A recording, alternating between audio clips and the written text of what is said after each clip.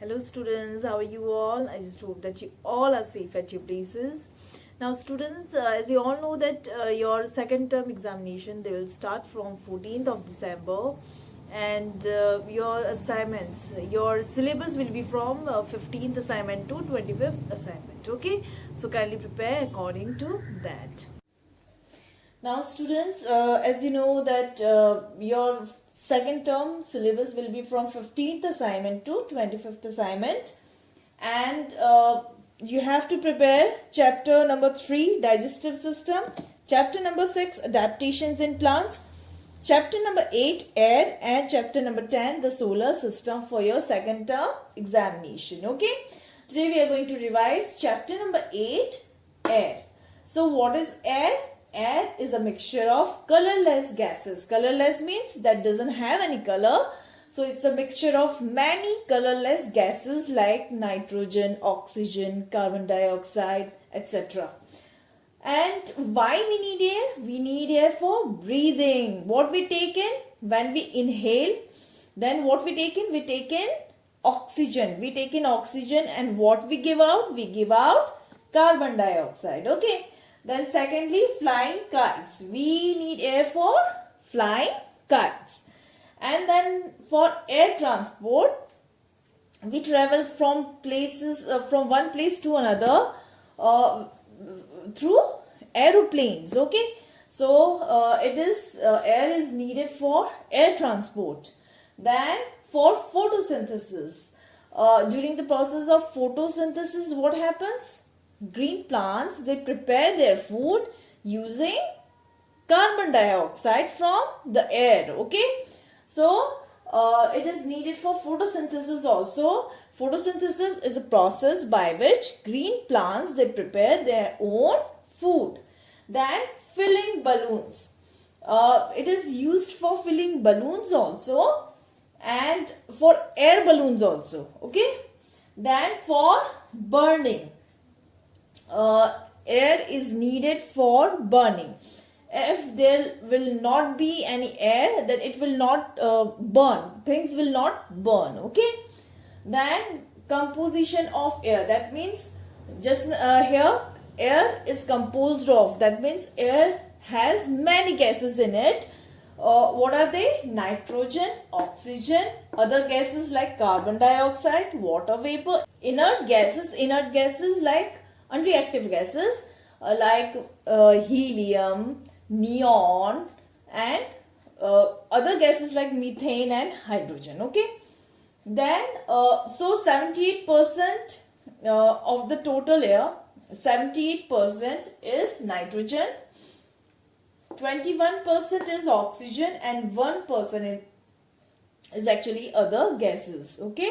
Now students, comes atmosphere. Atmosphere is a blanket of air or layers of air that surrounds the earth.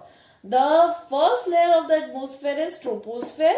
It is closest layer to the earth, and weather changes, they all takes place here in this layer, and it also consists of many different types of gases. Then the layer which is above the troposphere is the stratosphere. Okay. Stratosphere is the second layer of atmosphere, and many jet aircrafts, they fly in this layer. Even ozone layer, they are also present here in this stratosphere, and ozone layer is a layer which prevents ultraviolet rays, harmful ultraviolet rays of sun from reaching the earth's surface. Thus it helps, it prevents, or it saves us from skin cancer. Then the layer which is above stratosphere is the mesosphere, and mesosphere is the third layer, and it burns out meteorites, and therefore the meteorites, they do not reach the surface of the earth. Then the fourth layer which is above the mesosphere is the thermosphere. Now thermosphere is a layer in which space shuttles, space shuttles, they move here in this thermosphere. And then the layer which is above thermosphere is the exosphere. Exosphere, it is the outermost layer and it doesn't have, or we can say it has very little air. Okay, so this is all about layers of atmosphere. Now students, comes properties of air. Air is a matter. Matter, you know, matter is anything that occupies space and has mass.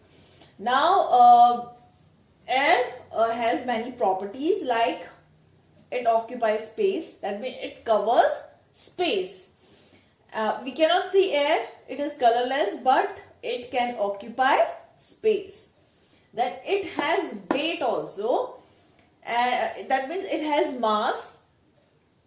Then thirdly, it exerts pressure, and fourthly, it can be compressed. If we put pressure on it, then it can be compressed easily.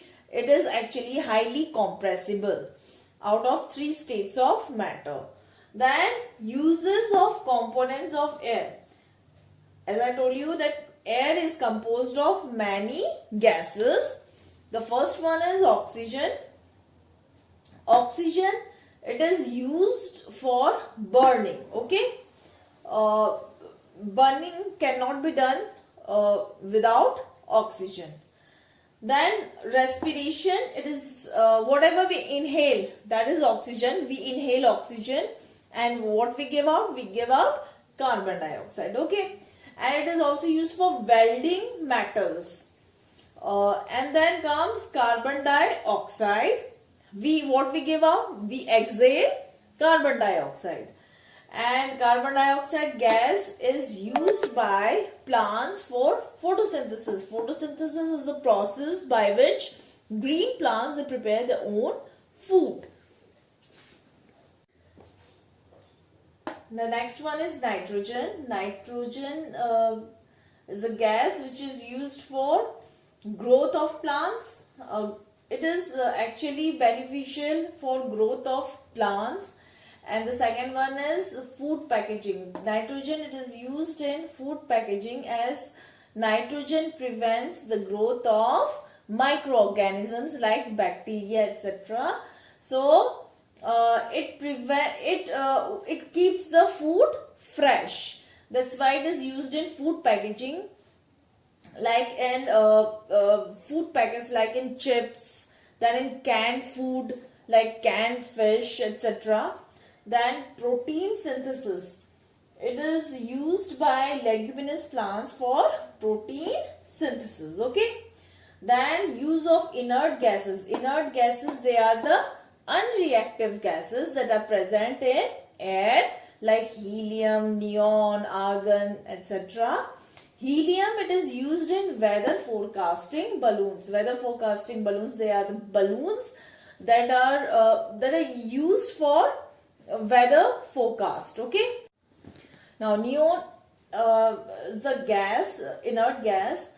It is used in signboards or boards, roadside boards. Okay, because neon, it shines a lot in the dark, glows in the dark. Okay.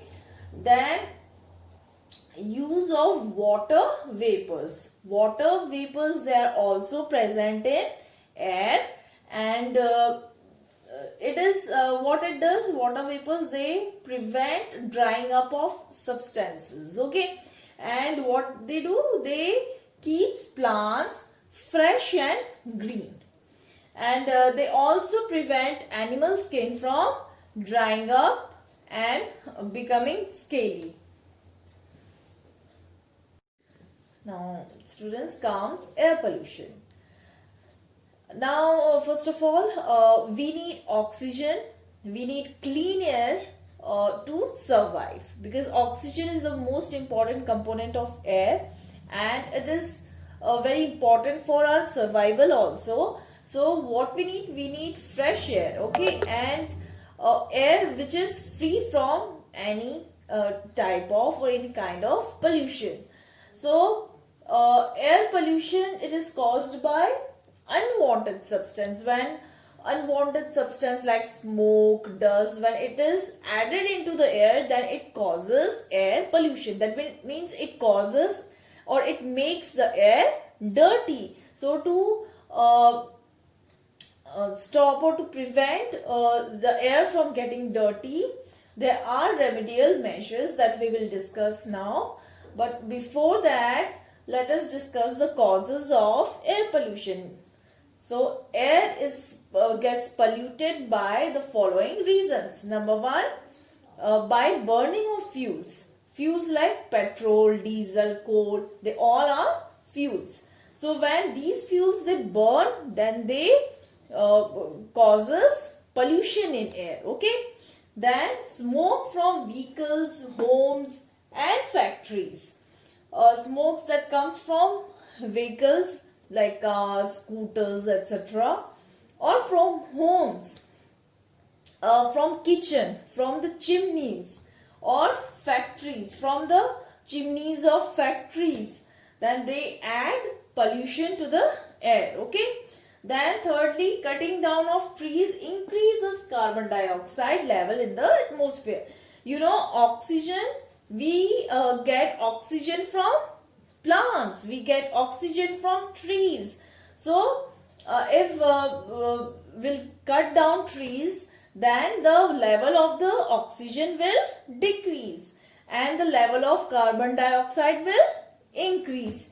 And if there will be increase in the level of carbon dioxide, then there will be increase in temperature also, causing global warming. Okay.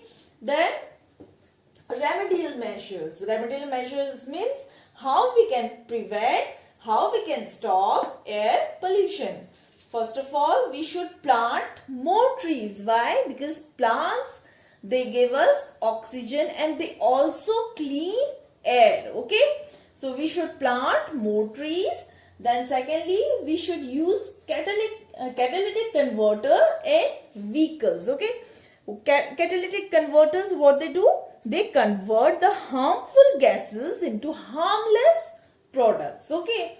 Then use of public transport. We should use public transport and we should cycle. We should use bicycle for short distances, or we can walk also. And we should use carpool also. Or sharing rides. We can share rides or we can carpool. Okay. So this is how we can prevent or control air pollution.